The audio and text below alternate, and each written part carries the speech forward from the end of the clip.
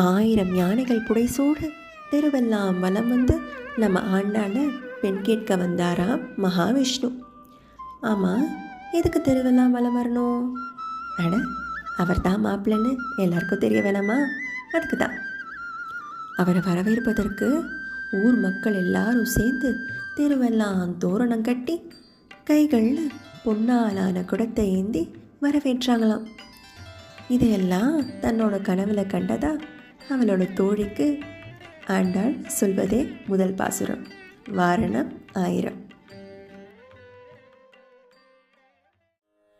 வாரணமாயிரம் சூழவலம் செய்து நாரணனம் நடக்கின்றான் என்றெதிர். வாரணமாயிரம் சூழ வலம் செய்து நாரணனம் நடக்கின்றான் என்றெதிர். பூரண பொற்குடம் வைத்து புறமெங்கும் தோரணம் நாட்ட கனாக்கள்